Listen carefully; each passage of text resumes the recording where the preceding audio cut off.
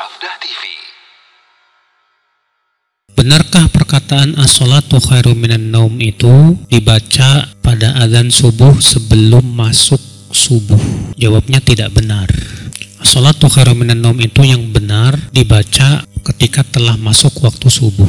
Dalilnya hadis Abu Mahdhurah yang diriwayatkan Abu Dawud, Nasai, disebutkan dengan riwayat taqulu Allahu Akbar, Allahu Akbar, ketika Rasulullah mengajarkan Abu Mahdhurah adzan, ucapkan Allahu Akbar, Allahu Akbar. Lalu Nabi di situ sebutkan fa in kana sholatus subhi qulta as-salatu khairum minan naum. Adapun untuk salat subuh maka ucapkan as-salatu khairum minan naum. Di situ tegas Nabi mengatakan bahwa kalau azannya untuk salat subuh maka ucapkan as-salatu khairum minan naum.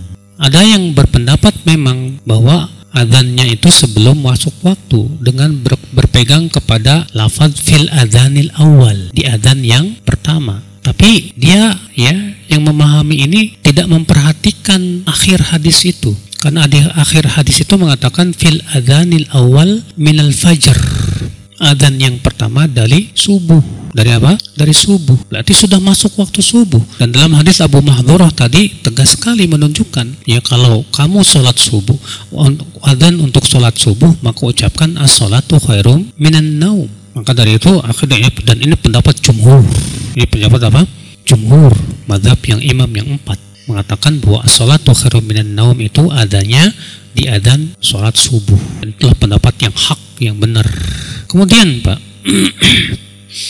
adzan yang di luar sholat, di waktu sholat itu, di zaman sahabat itu disebut dengan adzan yang ketiga, bukan adzan yang pertama.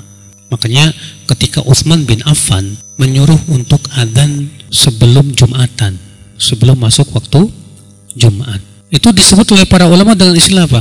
Al-adzanu tsalis, adzan yang ketiga. Jadi akhul Islam, ya. Nah ini Allahu a'lam yang saya rajihkan.